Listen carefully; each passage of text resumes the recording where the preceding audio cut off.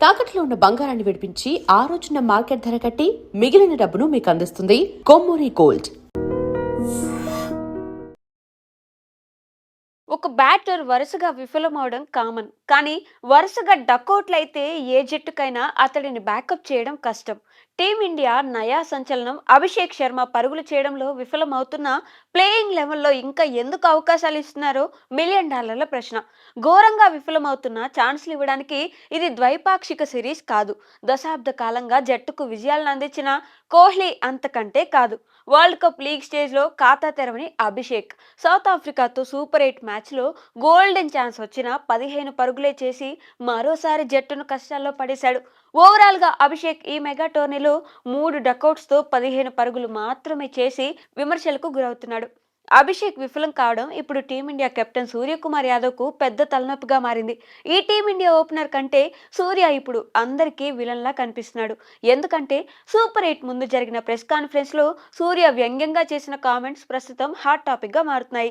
మ్యాచ్కు ముందు ఫామ్లో లేని అభిషేక్ శర్మను బ్యాకప్ చేయడం ఎంతవరకు కరెక్ట్ అనే ప్రశ్నకు సూర్య సమాధానం వింటే ప్రతి ఒక్క ఇండియన్ క్రికెట్ ఫ్యాన్స్ కు కోపం వస్తుంది. అభిషేక్ శర్మ ఫామ్ పై మాకు బాధ లేదు, అభిషేక్ ఫామ్ పై వరి అవుతున్న వారిని చూస్తుంటే నాకు బాధేస్తుంది అని మాట్లాడాడు. కానీ కట్ చేస్తే ఇప్పుడు సూర్యపై అందరూ జాలి చూపిస్తున్నారు. ఈ టీమిండియా కెప్టెన్ అత్యుత్సాహంలో చేసిన ఈ కామెంట్స్ ని చూపిస్తూ నెటిజన్స్ ఒక ఆట ఆడుకుంటున్నారు.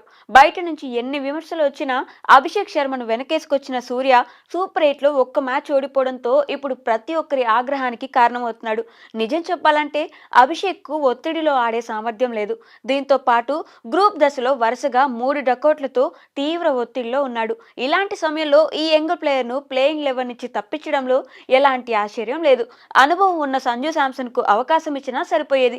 అయితే సూర్య మాత్రం అభిషేక్ కు మరోసారి ఛాన్స్ ఇచ్చాడు. అది కూడా అభిషేక్ శర్మ బ్యాటింగ్ పై విమర్శలు చేసిన వారికి కౌంటర్ ఇస్తూ మరి సౌత్ ఆఫ్రికాతో జరిగిన కీలక మ్యాచ్ లో బరిలోకి దించాడు. అభిషేక్ ను అంతలా బ్యాకప్ చేసినప్పుడు అతని బాధ్యత కూడా సూర్య తీసుకోవాలి. యంగ్ ప్లేయర్ కనుక మ్యాచ్ కు ముందు తన విలువైన సలహాలు చెప్పి ఫామ్ లోకి తీసుకుని రావడమే కెప్టెన్ బాధ్యత. కానీ టీమిండియా కెప్టెన్ మాత్రం అభిషేక్ ను గుడ్డిగా నమ్మినట్లు తెలుస్తుంది. ఓవైపు ఫామ్ కోసం తంటాలు పడుతున్న ఫుల్ ఫ్రీడమ్ ఇచ్చి అభిషేక్ ను పరోక్షంగా ఇంకా వెనక్కి నెట్టాడు. కెప్టెన్ గా టఫ్ కాల్స్ తీసుకునే హక్కు సూర్యకు ఉంది. ఈ దశలో జట్టు విజయాల కోసం ఆలోచించడం మానేసి వరుసగా ఫెయిల్ అవుతున్న అభిషేక్ ను నీ ఇష్టం వచ్చినట్టు ఆడుకో అన్నట్టు వదిలేశాడు. సౌత్ ఆఫ్రికాపై ఓటమి అభిషేక్ శర్మ కంటే సూర్యని ఎక్కువగా నిందించాల్సి వస్తుంది.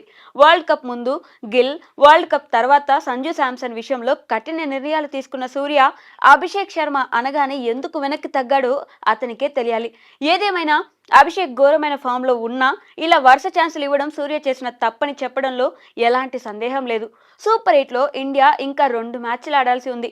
ఈ 2 మ్యాచ్లు భారీ తేడాతో గెలిస్తేనే సెమీస్ కు ఛాన్స్. ఇలాంటి సమయంలో సూర్య విమర్శలను తట్టుకొని జట్టును ఎలా లీడ్ చేస్తాడో చూడాలి.